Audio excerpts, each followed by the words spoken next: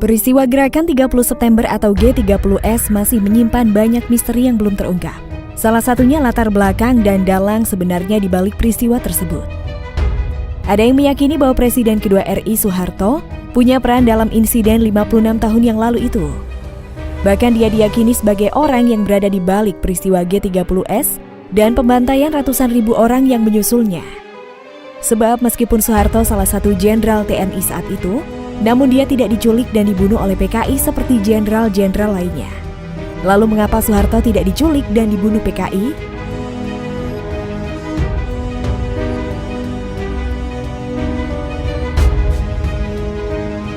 Tapi tunggu dulu. Sebelum melanjutkan ke videonya, jangan lupa untuk klik tombol subscribe dan like-nya ya.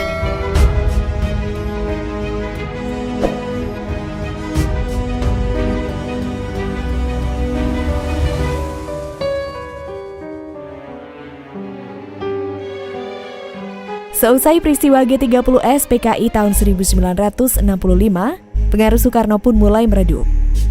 Perlahan-lahan pengaruh Soekarno di pemerintahan kalah oleh Soeharto. Hasilnya pada tahun 1967, Soeharto pun diangkat menjadi pejabat presiden, sedangkan Soekarno saat itu menjadi presiden nonaktif. Selain kekuasaannya yang surut, segala gerak-gerik Soekarno pun juga dibatasi, termasuk para pengawal Soekarno juga diganti.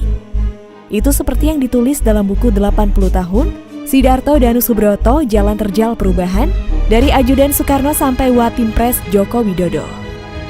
Dalam buku itu disebutkan detasemen kawal pribadi atau DKP yang mengawal Soekarno digantikan oleh Satuan Tugas Polisi Militer Angkatan Darat atau Satgas Pomat pada 16 Agustus 1967. Pergantian itu membuat Soekarno sempat down dan merasa kehilangan segalanya. Sebab DKP merupakan ring satu yang selalu menjaganya sebelum proklamasi kemerdekaan Indonesia. Karena Komandan DKP Ajun Komisaris Besar Polisi Manggil Martowijoyo sudah ditahan. Sudio dan beberapa perwira DKP bersama beberapa perwira Korps Komando Angkatan Laut atau sekarang Marinir, sekitar 15 orang mengadakan rapat-rapat untuk merancang rencana melarikan Bung Karno dari tahanan.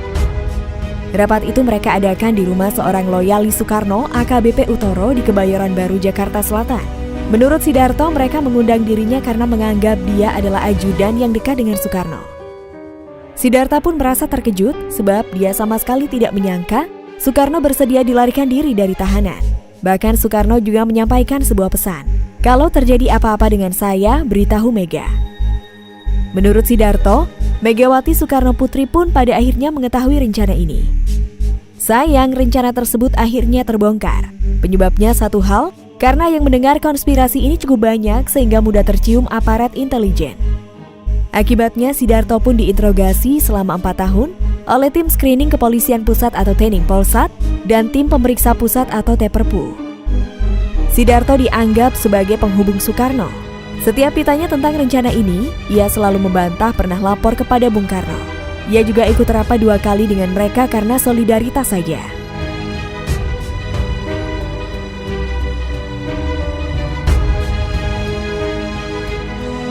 Nah, semoga video ini bisa bermanfaat buat kalian semua ya. Jangan lupa untuk tuliskan komentar kalian di kolom komentar. Dan jangan lupa untuk klik tombol subscribe dan aktifkan lonceng notifikasinya. Terima kasih dan sampai jumpa.